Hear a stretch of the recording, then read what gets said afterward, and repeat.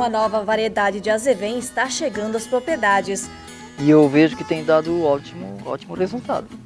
E agora, com 15 dias após, ela já está pronta para o segundo corte já. É muito rápido o crescimento dela. A Alto Vale tem alta produção de massa verde por hectare, boa capacidade de rebrota e quantidade de nutrientes e ainda é muito bem aceita pelos animais. Então hoje ele tem como berço Alto Vale, porém a gente linka ela com outras micro-regiões produtoras de leite ou de carne, né, que possam ser utilizado esse material.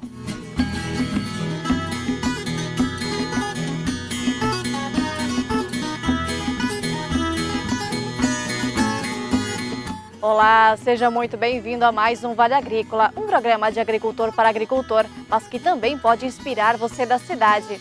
E nesta edição também é destaque.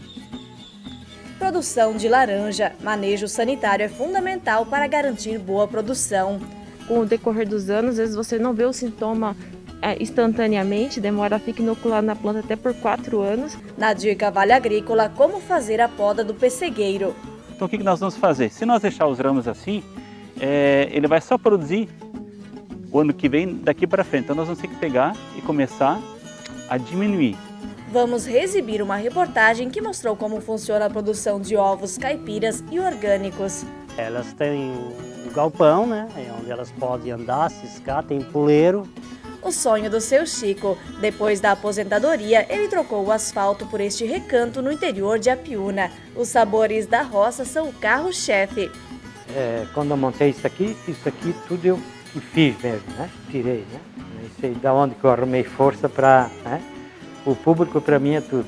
Um pedaço meu, sabe? Que a gente começou do nada. E na delícia da semana vai ter rosca de polvilho azedo, receita que é a especialidade da tia Neia.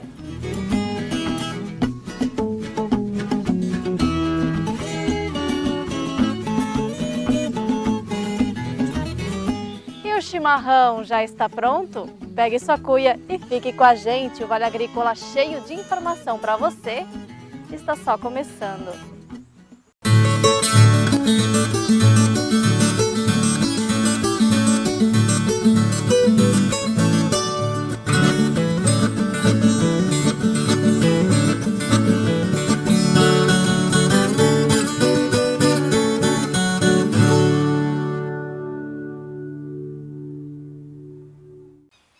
A gente começa o programa de hoje agradecendo a você que nos acompanha pelas redes sociais, tanto Facebook e YouTube. Não esqueça de curtir, compartilhar essa transmissão e também marcar os amigos. Um abraço a você também que nos acompanha pelas TVs parceiras por este Brasil afora.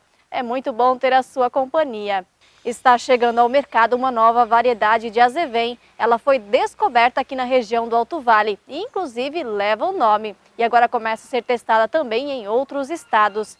Como benefício, essa cultivar apresenta até o momento uma resistência natural às doenças, alta quantidade de massa verde por hectare e também capacidade de rebrota.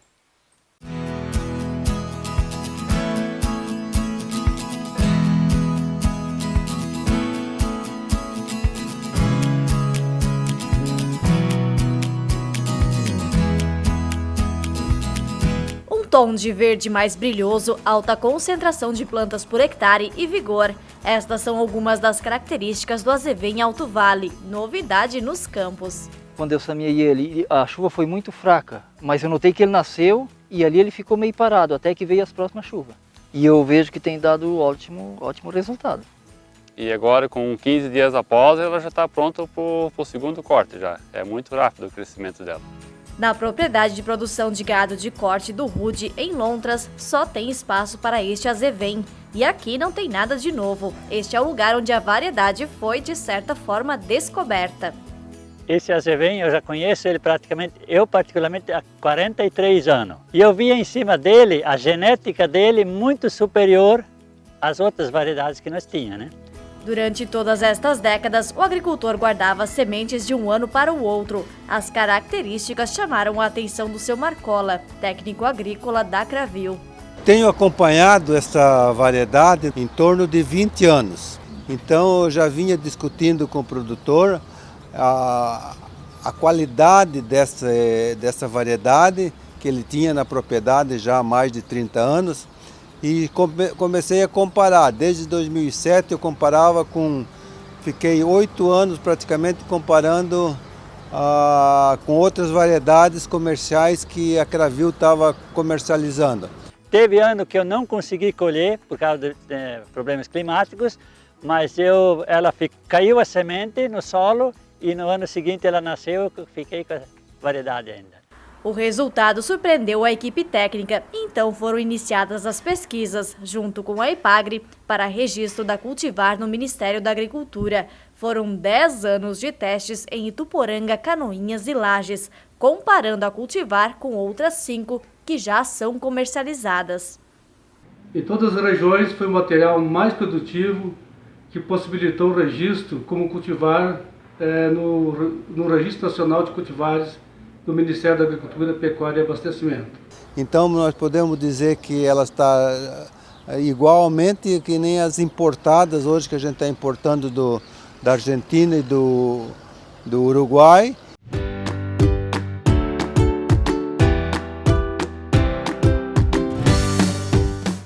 A propriedade da família Berkenbrock de Presidente Getúlio é uma das que já tem áreas do azevém em Alto Vale. A pastagem foi semeada no fim de abril e em menos de 30 dias as vacas já estavam no piquete. Eu decidi apostar nela por ser uma variedade que foi desenvolvida aqui na região do Alto Vale. E desenvolveu bem, tanto que com 25 dias após a germinação ela já estava pronta para o primeiro corte. Nós temos tendo bastante comentários positivos em relação à variedade, sobre germinação, né, teve uma boa germinação, velocidade de crescimento, ela está crescendo mais rápido que outras variedades que a gente conhece. Resultados positivos também na lavoura da família Lemco, no município de Chapadão do Lajeado. Aqui o azevém foi semeado no começo de maio em meio hectare. As folhas deles são umas folhinhas mais largas, até parecido com aveia, assim, e uma planta um pouco mais fibrosa. Dá de notar isso até no estrume do gado. Venho observando que onde que eles vêm pastoreando agora fica poucas manchas que eles não pastoreiam, eles vêm tirando meio pareio. Eu observei isso aí também. Parece que tem a palatabilidade melhor. Então cada propriedade, cada terra, cada solo tem uma realidade diferente na questão de adubação, né? A gente trabalhou com um adubo nobre, em torno de 300, 400 quilos por hectare, né? E a gente vai avaliando aí cada corte, a quantidade de nitrogênio que a gente tem que colocar. O que tem chamado a atenção também é a adaptação em diferentes regiões. A boa germinação citada pelos agricultores tem a ver com uma tolerância da cultivar a climas mais quentes no período inicial. Ele suporta, então isso faz com que o produtor antecipe um pouco o plantio, não espere aqueles times ideais que existem já na espécie azevém, né? Com ele ele se adapta um pouquinho a temperaturas um pouco menor para a germinação e ele se alonga, ele tem uma adaptação de ciclo muito maior que os outros azevém e além de se adaptar, produz massa durante esse período, que é o que realmente importa para o produtor. Então hoje ele tem como berço Alto Vale, porém a gente linka ela com outras micro-regiões produtoras de leite ou de carne, né, que possam ser utilizado esse material. Este azevém chega para concorrer com as variedades consideradas premium, na maioria das vezes importadas. Ela deu de 19% a 25% de proteína bruta com 58 a 65 de NDT. Ele produz muito mais volume de qualquer outro material que tenha hoje, principalmente quando se fala em comum, né? E a outra característica é bromatológica, tá? Ele tem uma questão de bromatologia e palatabilidade muito mais rica em alguns nutrientes que proporcionam sim um maior aumento de produtividade, no caso do leite ou então da proteína. Porém, o ciclo ao longo dos demais materiais com 2, 3 cortes começa a cair, esse aqui começa a elevar. Nesta outra área, que fica no município de Petrolândia, os técnicos fizeram a pesquisa com o azevém Alto Vale usando diferentes adubações. Só com a adubação normal do solo foram tirados 755 gramas de massa verde em 1 metro quadrado.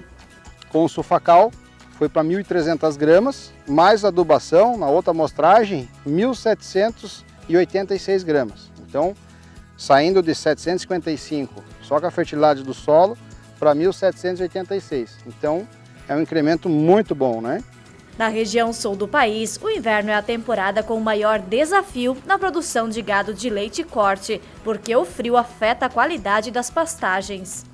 Não é que nós queremos substituir os azevens híbridos, nada disso, mas nós queremos dar mais uma opção para os nossos associados e com isso ter algum resultado melhor talvez do que vinham tendo nos últimos anos. E depois de mais de 10 anos de pesquisa, a variedade chega ao mercado para auxiliar outros agricultores, assim como já beneficia o seu Rude há várias décadas. Que eu conheço há 43 anos, mas que eu tenho relato de pessoas, ela na região aqui está em torno de 60 anos e continua sempre a mesma variedade, né?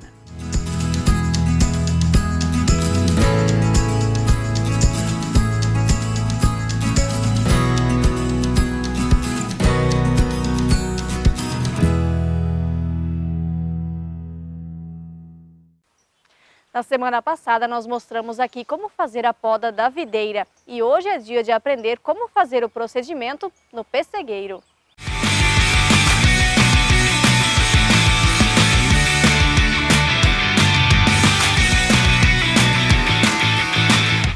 Meu nome é Cláudio Kesk, sou professor do UFC na área de fruticultura. A dica de hoje, então, como nós iremos fazer então a poda de pêssego. Você pode ver que já foi feito um pouco de poda aqui, uma poda já na época de verão, para diminuir um pouco a massa. O pêssego é uma planta então que necessita bastante poda, todo ano tem que podar bastante. Se nós não podarmos, cada vez ele vai produzindo menos frutas. Então aqui, o que acontece? O pêssego então ele vai produzir sempre no ramo de ano, o ramo do ano anterior. Então não é ramos que vão crescer esse ano, mas ramos que cresceram o ano passado. Então o que nós vamos fazer? Se nós deixar os ramos assim, ele vai só produzir o ano que vem daqui para frente. Então nós vamos ter que pegar e começar a diminuir. Ramos pequenos, então nós vamos fazer uma poda deixando 1, 2 gemas. Ramos maiores nós vamos deixar de 1 até 2 palmos. Vai depender também da conformação da própria árvore. Essa árvore aqui está em sistema eixo central, ou também ela pode ser conduzida muro frutal. Isso aqui, mais para frente, quem for trabalhar com mecanização, poda mecanizada, esse sistema aqui vai permitir então fazer em parte, a parte da poda de uma forma mecanizada ou com máquinas. Como nós vamos fazer? Mesmo nesses ramos aqui, nós vamos procurar deixar a quantidade de ramos e flores que a planta ela pode suportar. Aqui você pode ver então que tem a produção então somente aqui na ponta, então eu vou reduzir um pouco isso aqui. Ramos finos e que estão para cima eu vou eliminar, ramos para baixo também. Tentar deixar sempre o sistema em palmeta. Aqui também, vocês podem ver, vamos deixar aqui esse ramo. Aqui nós temos um ramo também que está vindo para baixo, vamos retirar. Esse ramo nós vamos aproveitar um pouco, esse ramo vamos retirar. Parece que não fica muita coisa, mas é para a gente garantir a produção desse ano e também a produção do próximo ano.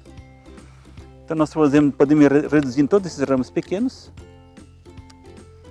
Aqui também pode ser reduzido. Geralmente no final, se for um ramo de finalização, nós vamos deixar o ramo que está voltado para baixo, porque ele vai ter uma tendência então de não ir para cima, mas ir para baixo, indo na condução ou no sistema então que se quer ter a produção. Então você pode ver aqui, ó, se eu deixasse aqui, a tendência seria do ramo vir para cá, então eu vou cortar nesse ponto aqui. Aqui também. Ramo pequeno. Você pode ver que essa planta ainda não tem muitas flores. Aqui também é um ramo interessante para a produção. Aqui nós vamos então praticamente tirar esse ramo. Outro detalhe importante, esse ramo aqui ainda dá para deixar esse ano. Para o próximo ano ele vai estar começando a concorrer com o ramo principal. Então no máximo os ramos secundários, que nós temos o eixo principal, esses ramos aqui laterais nós vamos deixar até 1/3 do diâmetro do tronco principal. Próximo ano vai ter que eliminar esse ramo e esse ramo. Daí vamos deixar esses outros aqui que estão vindo aqui. Esse é o sistema então do eixo central. Aqui também é um ramo bem interessante. Também uma das coisas que nós temos que fazer é fazer com o tempo também a condução desses ramos. A gente pode usar esse sistema aqui chamado macaquinho. Então vocês podem ver que eu dessa forma eu consigo forçar a curva, formando assim, digamos, um eixo horizontal com esse artefato plástico aqui. É chamado macaquinho. Ramos aqui que estão vindo um próximo do outro, nós vamos eliminar um deles. Material que era do ano passado também, vamos eliminar. Então aqui, o ramo está vindo para cima, retiro. Pode ver que estou deixando tipo um sistema palmeta. Então aqui já está praticamente com possibilidade então de produção para o próximo ano. Esse ano a gente observou que a floração ela ocorreu antes que a época esperada. Isso devido ao estímulo, devido à seca que nós tivemos. Então, para a gente conseguir ter uma brotação dessas plantas chamadas temperadas, que perdem a folha, nós temos que ter uma associação de duas coisas. Nós temos que ter frio suficiente e, às vezes, auxiliando. Então, nesse caso, de certa forma, essa seca auxiliou essas plantas. A seca, ela contribui para haver uma melhor brotação dessas plantas. Então, para alguns foi ruim a seca, para essas plantas aqui, nesse sentido, ela foi bom, quando que ocorre a seca em conjunto. Então, vocês podem ver que essa planta agora está com capacidade, a gente, na verdade, deveria ir podando um pouco mais. Então, aqui também nós temos que pegar, horizontalizar, que essa planta está sendo conduzida para a produção próximo ano também. Então, uma das coisas também que a gente faz seria essa eliminação. Cuidado para ir formando os ramos principais. Esse pomar aqui, eu poderia ainda colocar, se quisesse, mais uma planta aqui no meio, que a gente fez 2 metros. Mas hoje o sistema que tem se usado seria o adensado. Posso colocar mais uma planta aqui no meio, com previsão de produção durante 12, 13, 15 anos.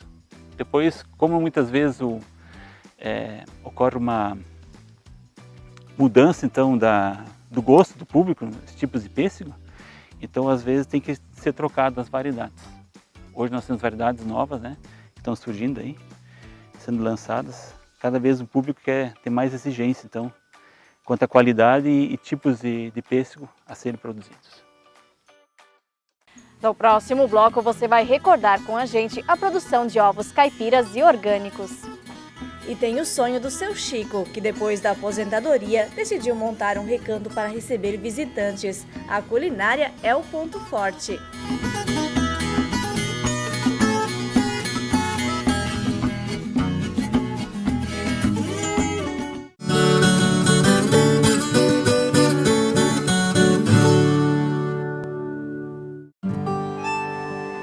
A vida no campo não é como a vida na cidade. O barulho do despertador é diferente, o cheiro do café, a música. A gente gosta de fazer as coisas de outro jeito, do nosso jeito. Quando precisamos de algo, basta procurar os amigos do Sicoob, que sempre nos deram todo o apoio. Sicoob, o parceiro do produtor rural catarinense. Muito antes do agronegócio ter esse nome bonito.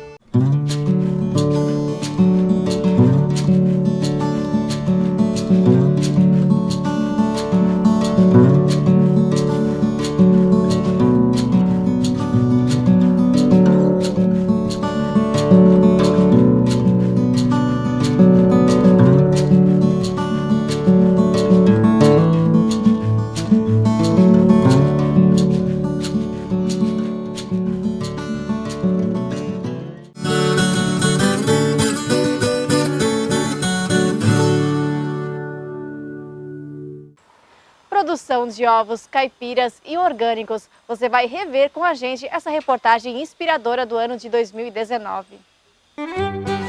O ovo é considerado o alimento mais consumido no mundo, o segundo mais completo da nossa alimentação, segundo especialistas, atrás somente do leite materno. Cada brasileiro come em média 212 ovos por ano. E se este é um alimento importante, nada mais justo que tratar as produtoras desse bem tão precioso com o carinho que elas merecem, não é? Este é o pensamento desta família do Rio Engano em Alfredo Wagner, que hoje é referência no estado. A produção de ovos caipiras é totalmente orgânica.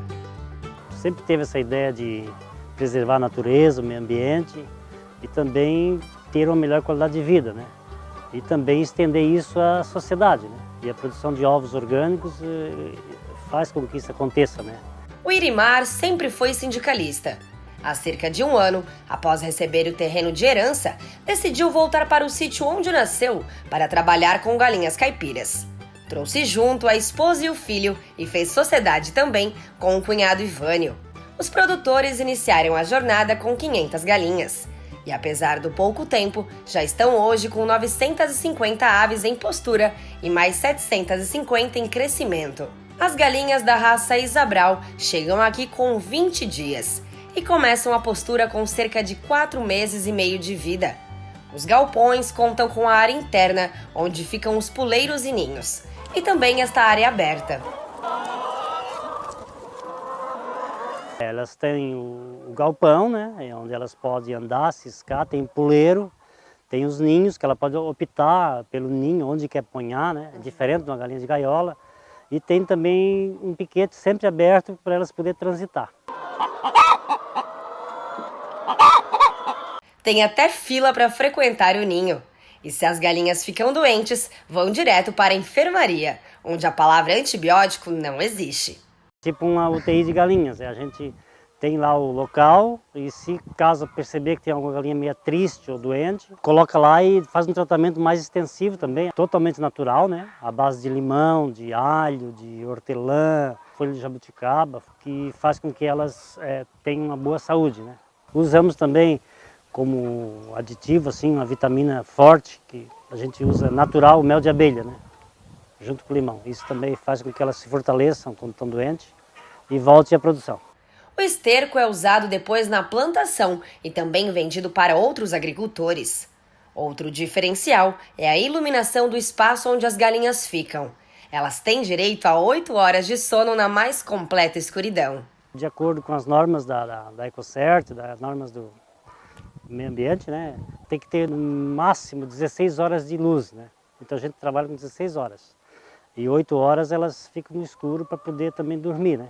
Esse é o objetivo, é fazer com que elas tenham uma boa qualidade de vida e também produzam ovos, né? A alimentação é fornecida 3 vezes ao dia e é composta por ingredientes totalmente orgânicos. A ração é a base de milho, soja, né, que são os produtos principais, e daí é usado calcário, usado uns pó de rocha, porque o milho é orgânico, né? O milho é crioulo orgânico, não tem transgenia, não tem agrotóxico. Em média, saem daqui diariamente cerca de 900 ovos.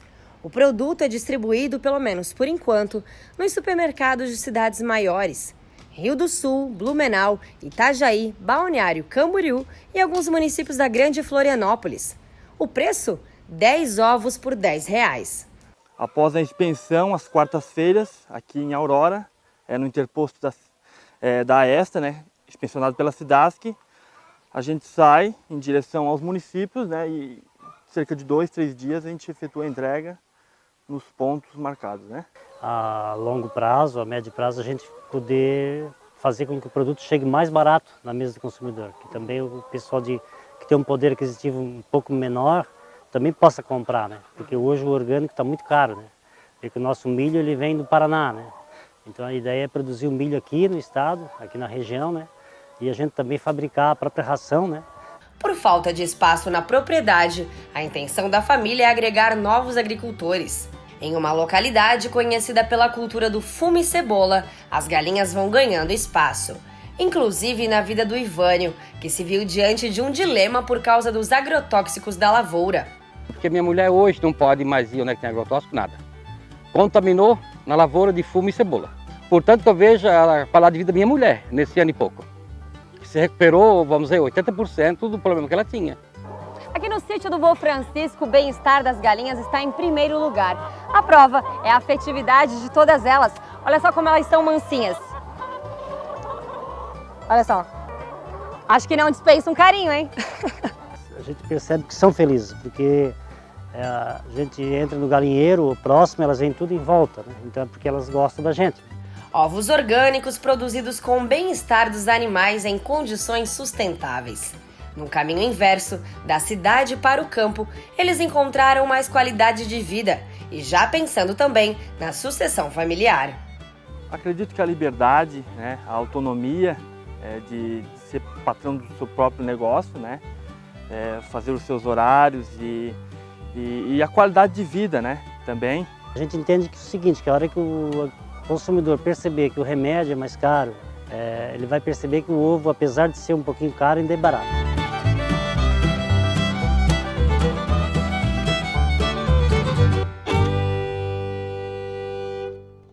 Comida caseira, muitas vezes com ingredientes do próprio sítio. Você vai conhecer agora o sonho do seu Chico, que depois da aposentadoria como representante comercial, decidiu abrir um restaurante, onde o forte são estas delícias. Entre os paredões das montanhas, o rio Itajaí-Açu e uma das principais rodovias de Santa Catarina, BR-470, está o lugar onde a família Silva decidiu montar o seu sonho.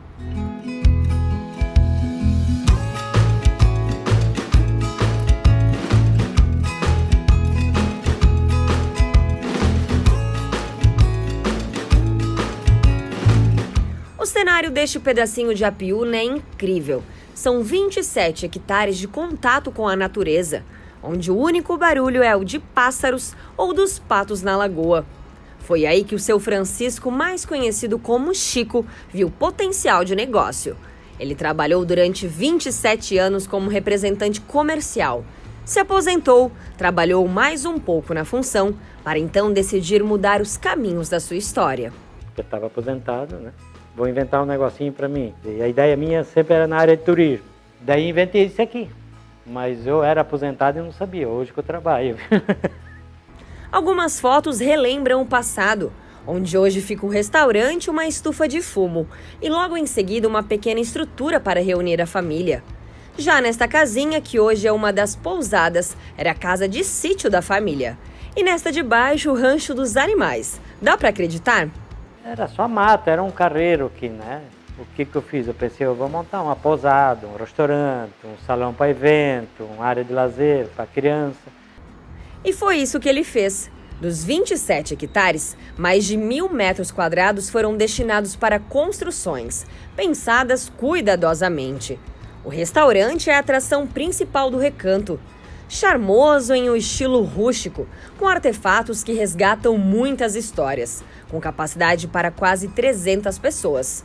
Do lado de fora, uma lagoa com peixes e patos, para a curiosidade da criançada e também de muitos adultos. Todo esse recanto foi construído com muita dedicação nos últimos 5 anos pela família Silva, com um objetivo bem claro: receber pessoas que valorizam a simplicidade e também a calmaria. A parte da calmaria só é cessada quando tem festa neste salão aqui, que fica pouco acima do restaurante. Até a chegada da pandemia, o espaço não parava vazio. Construído para receber os mais diversos eventos: casamentos, aniversários, formaturas, com capacidade para 150 pessoas. E lembra da casa de sítio do rancho para os animais? Seu Chico transformou tudo em pousada. Uma com um quarto de casal e outro de solteiro, e a outra para até 2 casais. E detalhe, as portas e móveis das pousadas e também do restaurante foram feitos pelo próprio Chico, aqui mesmo na pousada. Notei assim, teve uma pessoa uma vez que entrou aqui, ele disse, Chico, você fez a coisa certa. Se entrar um pobre aqui, ele vai dizer, não pobre, é maneira de falar, né? Que lugar simples pra gente vir. E se chegar um bem rico aqui, ele vai dizer, que chique esse negócio aqui, né?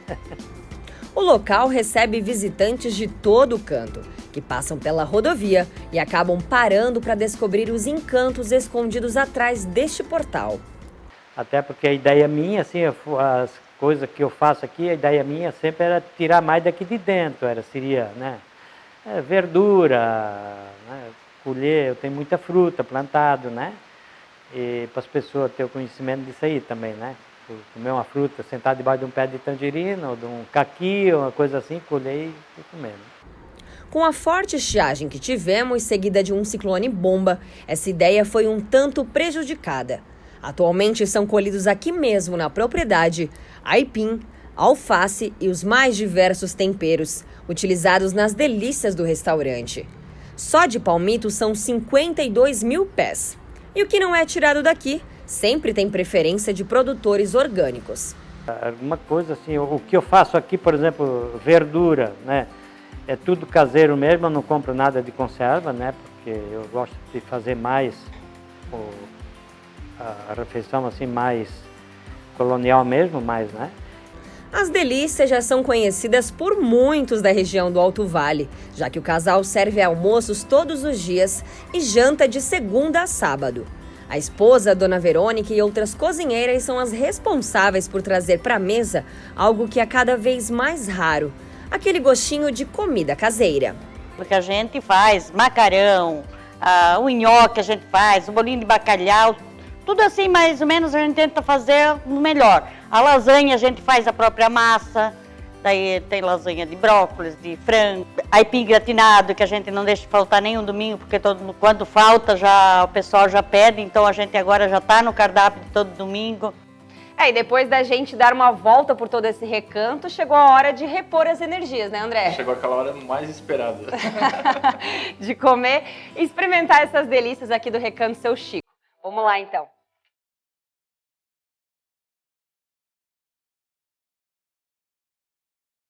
Ó, pra vocês aí de casa.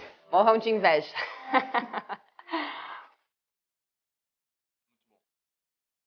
Bem saboroso.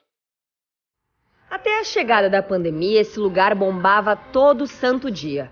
Mas Seu Chico sentiu uma queda brusca nos últimos meses. Entre tantos desafios, uma única certeza: o de continuar levando em frente o que sempre sonhou. Quando eu montei isso aqui tudo eu que fiz mesmo, né? Tirei, né? Nem sei de onde que eu arrumei força para... Né? O público para mim é tudo. Um pedaço meu, sabe? Que a gente começou do nada.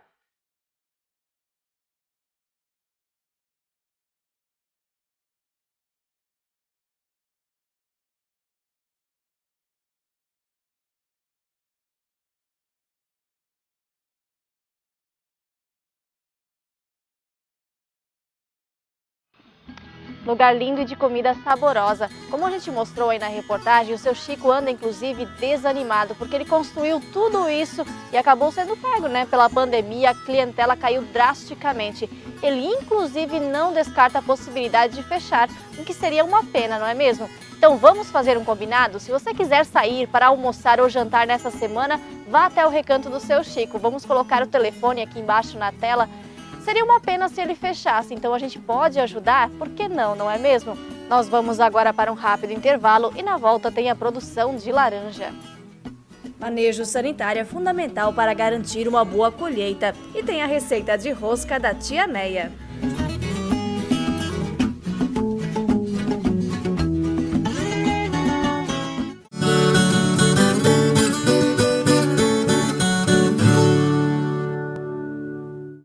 Desde muito cedo, diariamente, a fartura que chega à nossa mesa é o resultado de uma perfeita combinação.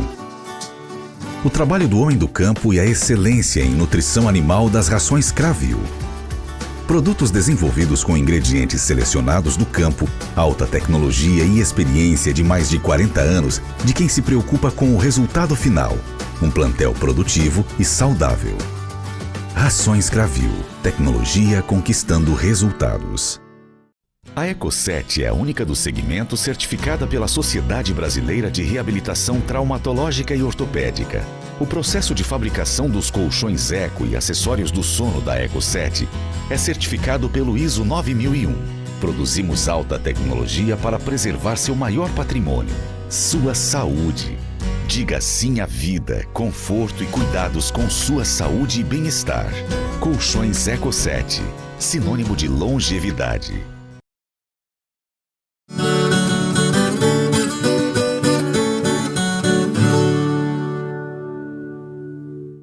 A citricultura é uma atividade que está ganhando espaço no Brasil. Você vai conhecer agora uma propriedade modelo, onde o segredo é o manejo sanitário.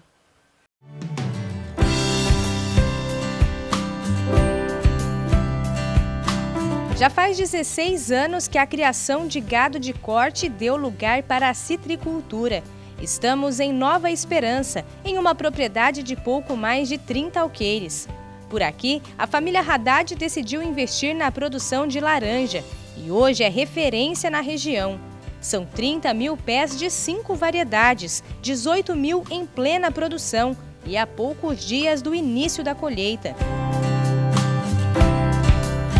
A beleza dos pomares realmente impressiona, mas não é só isso. Além de bonitos, os pés estão sadios e apresentam baixos índices de uma doença chamada greening, a mais comum na produção de laranja. Segundo a engenheira agrônoma que acompanha a produção há 6 anos, a doença causa um enorme prejuízo, por isso requer acompanhamento técnico constante. Essa doença, basicamente, ela mata a planta, né? Com o decorrer dos anos, às vezes você não vê o sintoma instantaneamente, demora, fica inoculado na planta até por 4 anos. Como ela ataca o sistema radicular da planta, então não adianta fazer poda. Então a melhor forma hoje é ser feita a erradicação das plantas. E a gente trabalha com inspeções, né, treinamento dos funcionários e erradicação de plantas contaminadas. Né? Aqui nessa área já foi bastante planta erradicada, mas na área que a gente está formando nova agora, né, o índice é muito baixo, né, devido a essa precaução que temos agora. Outro desafio que o produtor conseguiu driblar com o conhecimento foi a estiagem, que desde o ano passado vinha castigando as lavouras. Eu procuro seguir à risca, né, as orientações dos técnicos, fazendo adubação, né, parcelado, né, durante todo o ano, né, para preparar a planta para a florada. Todo ano eu faço a poda de condução, né, penteando a planta por fora, né, para estimular ela a fazer uma vegetação nova. O resultado do trabalho tem servido de inspiração para outros produtores e é a prova de que a prevenção é o melhor caminho para a produtividade. Tem produtor que fica escutando o que o outro fala e acaba não focando na assistência que está ali para prestar o melhor serviço para ele. Então a gente traz aqui e fala assim, ó, se você fizer dessa forma aqui, você vai ter essa produtividade. Você não fez, então você está sofrendo hoje com os problemas da baixa produção na sua área.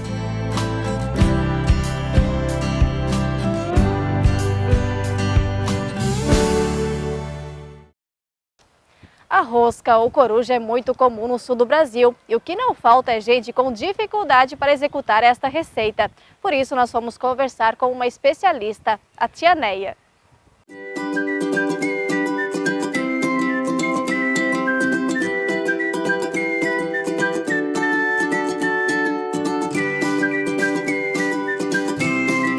Eu sou Oneia Ferreira de Imbuia, mais conhecido como tia Neia. E eu aprendi com as minhas amigas, na verdade, fazer uma rosca, mas eles sempre falam que a minha é melhor, sabe? Então, para começar, a gente vai colocar uma colher não muito grande de sal. A gente pega um polvilho bom. Na verdade, eu faço de meio quilo para uma rosca. Daí eu divido ele no meio e abro ele, despejo em torno da metade, né? Porque vai um meio quilo de... Daí a gente faz uma abertura aqui ao meio, coloca uma xícara de leite, um ovo, daí a gente mexe. Faz uma farofinha, mexe ela bem. A gente mistura bem até virar uma farofa, né? Depois a gente vai acrescentar a nata. Eu não uso azeite porque a nata, na verdade, ela fica mais saborosa, a rosca. O azeite também fica bom, mas a nata fica melhor. A gente faz aquela farofinha até ela desmanchar um pouco aqui, que se mistura, né, bem. Agora vamos colocar 2 colheres de nata. A nata tanto faz se ela estiver geladinha ou não. Agora a gente vai colocar água fervendo e continuar mexendo. Viu que ela deu uma goma, né? Talvez, depende de ovos que a gente coloca, ela não vai dar o ponto certo, né? A gente acrescenta mais um pouquinho de água, né? Porque ela tem que ficar bem consistente a massa. A gente tem que mexer com na verdade, eu já mexo com uma colher bem firme, porque ela fica uma massa mais firme, né? Vou colocar só mais um pouquinho. Ela demora um pouquinho pra gente fazer a massa dela, né?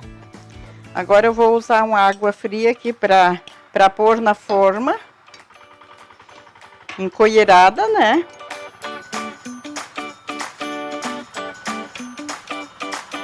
Porque daí ela se desprende com a água fria ali, ela se desprende da colher, né? Forma não precisa untar. Pronto, na verdade agora ela vai ao forno, 45 minutos eu deixo ela no forno.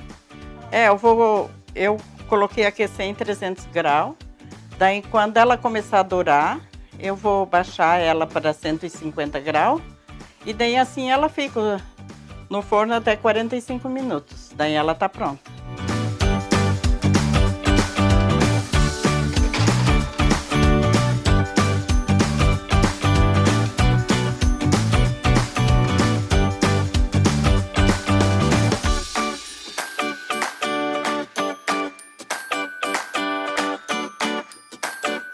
Então a rosca tá pronta. Dona Neia, a gente viu que quando deu uns 15 minutos a senhora foi lá e mexeu no forninho, né?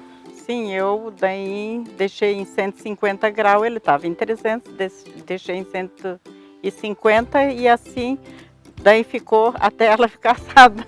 E a senhora coloca a grade do forninho sempre mais bem baixo, mais né? para baixo para não ter perigo, depende de cada forno, né? Mas o meu é assim. E aqui na casa da senhora, então, o pessoal chega aqui fim de semana, já traz a rosca aqui para fora, já toma um chimarrão, assim é os dias por aqui? Assim é os dias por aqui. No verão é especial. Um chimarrão, uma rosca na mesa e à tarde passa com as conversas das Então vamos experimentar, né, como é que ficou essa rosca. Ela fez um B de bom dia, na verdade, em comemoração às visitas.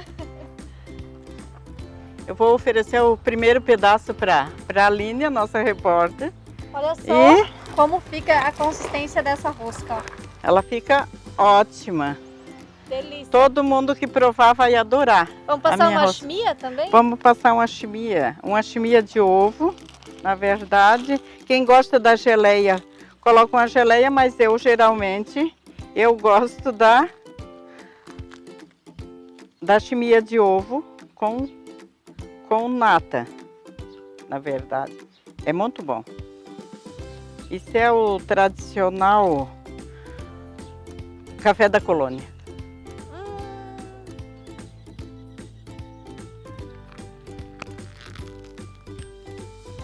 Excelente, né, Aline? Deliciosa. A casca fica bem sequinha. Bem torradinha. Quando e dentro ela fica bem macia. Nossa, uma delícia. Vale a pena, né? Muito bom. Muito bom. Muito obrigada, viu? Por ensinar essa receita. Isso e é obrigado por a presença de vocês aqui.